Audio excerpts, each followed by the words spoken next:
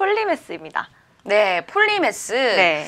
근데 상당히 상승을 많이 한 걸로 제가 알고 있는데요. 네, 이유가 있을까요? 네, 상승을 했다가 다시 또 떨어졌어요. 아, 다시 떨어졌어요. 네. 사실 진짜 코인 시장에는 네. 정말 영원한 강자도 영원한 승자도 없다고 이제 맞습니다. 보여지는 게 네. 제가 또 사실 야심한 새벽에 원고를 또 썼거든요. 그때 당시만 해도 이제 코인마켓의 기준으로 네. 두 번째 상위로 이제 올라와 있었던 네. 한 5, 6% 올랐었는데 네. 지금 또 이 시간이 저희가 이제 생방송을 진행을 할 때는 또 약보합 상태로 한 마이너스 0.87 정도 이렇게 네. 떨어진 상황으로 이제 보여주고 있는데요. 하지만 이제 오늘뿐만 아니라 최근에 네. 많은 이제 상승을 이제 보였던 이유에 대해서 천천히 좀 알아가 보도록 하겠습니다. 네. 실제로 제가 지난주 금요일 날요, 그 폴리메스의 그 부사장인 헤슬린을 실제로 이제 한국에서 봤습니다. 네. 네.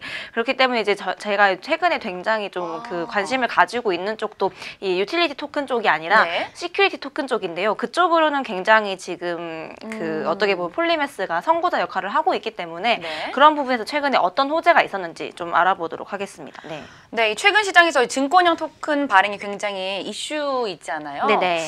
근데 이제 우리나라는 말할 것도 없고 이 글로벌 시장에서도 규제 문제가 아직 남아 있는 것 같습니다. 네. 이 향후 개선 가능성이 있을지 어떻게 보시나요, 국장님께서는? 네, 사실 그 STO 관련해서는 네. 사실 그 전까지 보면 제가 여러 이제 ICO 컨설팅을 하다 보면요. 네.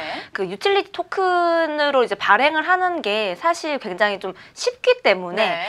약간 이제 증권형으로 해야 됨에도 불구하고 좀 쉬운 방법을 선택하는 곳들이 많았는데 네. 사실 우리가 보통 토큰 투자나 그 코인 투자를 할 때 그 네. 회사를 재무제표를 이제 보고 투자를 하거나 이런 거는 전혀 없잖아요, 주식처럼. 네. 그렇기 때문에 사실 이게 뭐 단순히 어떤 곳이랑 파트너십을 맺었다, 어디랑 네. 이제 MOU를 체결했다 이런 것 때문에 단기적인 걸로 이제 호재가 반짝 올라와서 그게 유지가 잘 안 되는 경우가 네. 많은데요. 사실 이제 그 여러 가지 기업 문제를 좀 해결해 나갈 수 있기 때문에 네. 아까 말씀해 주신 것처럼 그 증권형 토큰에 대해서는 폴리메스뿐만 아니라 되게 네. 한국 쪽에서도 많이 나와줘야 된다고 생각하는데 네. 일단 증권형 토큰 발행을 고민하는 기업은 지금 네. 제가 말씀드린 5가지 정도의 네. 그런 고민을 해결할 수가 있는데요. 일단 데스밸리가 뭐냐면 스타트업이 이렇게 이제 막 성장을 하다가 네. 그 이제 죽음의 계곡이라 그러죠. 그러니까 어디에 정체되어 버려서 그 이상으로 성장을 하지 못하는 네. 이제 거기에 직면한 블록체인 기술 스타트업 같은 경우에도 이런 증권형 이제 토큰으로 이제 발행을 할 때 굉장히 도움이 될 수가 있고요. 네. 그리고 이제 기존 비즈니스 모델에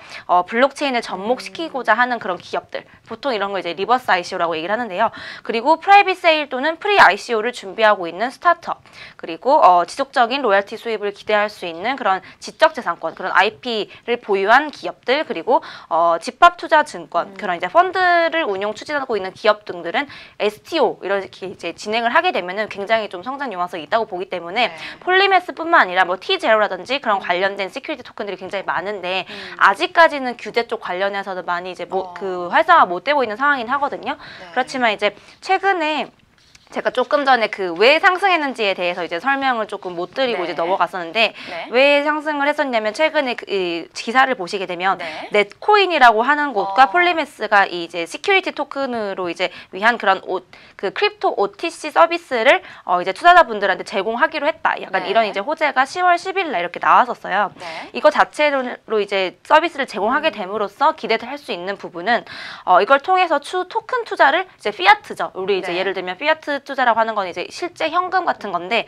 현금화할 수 있는 서비스를 제공한다는 것 자체가 그냥 유틸리티로서 이제 그냥 교환 가치뿐만 아니라 이렇게 자산적인 가치로도 이렇게 활용을 할 수 있다는 거기 때문에 네. 굉장히 이런 부분에서는 이제 중요한 포인트로 이제 보이면서 시장에서 이제 호재로 오르면서 10월 10일 이후부터 좀 이제 많이 올라줬던 감이 없잖아 있거든요. 네. 최근엔 다시 좀 이 상승 방향점을 또 다시 내어주긴 했지만 다시 이제 보게 되면은 예전 진짜 큰 고점이었던 그 폴리메스 하나당 이제 1토큰당 이제 1.66달러 정도 됐었어요. 네. 지금 거의 우리나라 돈으로 2,000원 상당 됐었는데 2,000원. 네. 지금은 거의 거기 못 미치는 이제 0.2달러 정도 이제 왔다 갔다 하고 있는 상황이거든요. 그래서 그런 상황들이 좀 봤을 때는 아직까지도 우리가 이제 아까 말씀드렸던 증권화 토큰에 대해서 앞으로 이제 풀어 나가야 될 문제들도 많고 그 부분에 대해서 굉장히 전망을 좋게 보고 있기 때문에 네. 폴리메스도 이제 거기에 선구자 역할을 하는 곳 중에 하나이기 때문에 최근에 이제 이 넷코인과의 파트너십뿐만 아니라 다른 호재들도 지켜보시면서 대응을 하면 좀 좋을 것 같다 이런 생각에서 오늘 이 코인으로 가지고 와봤습니다. 네, 근데 이렇게 규제 리스크가 있는데도 저희가 이제 이쯤에 들어가 봐도 괜찮을까라는 의문이 생길 것 같은데요. 네. 향후 전망과 함께 투자자 대응 전략은 어떻게 될까요? 네, 실제로 뭐 아까도 말씀드렸다시피 네. 우리나라를 비롯해서 지금 중국 등 각국 정부에서 투기를 우려해서 이런 암호화폐를 규제를 하고 있고요. 이에 많은 프로젝트는 증권형 토큰 사실 이런 것들을 아까 말씀드린 것처럼 활용을 굉장히 주저하고 네. 있는 상황이에요. 그러니까 네. 유틸리티 토큰으로 발행하는 게 뭐 쉽기도 하지만 증권형 토큰으로 활용을 굉장히 좀 주저하고 있는 상황이긴 한데요. 이 필요한 증권형 토큰이 필요한 서비스 규제 때문에 이를 사용하지 않는다면은 결국에는 이 가상 통화에 대해서 제대로 된 서비스가 나올 수가 없거든요. 네. 그러니까 지금 나와 있는 이 유틸리티 토큰들도 활성화가 되려면 네. 결국엔 이 시큐리티로 이제 증권형 토큰이 한번 활성화가 돼주고 네. 사용처가 확실해져야지 지금 모멘텀이 다 죽어 있는 유틸리티 토큰들도 살아날 수밖에 없는 그런 시장 상황이기 때문에 네.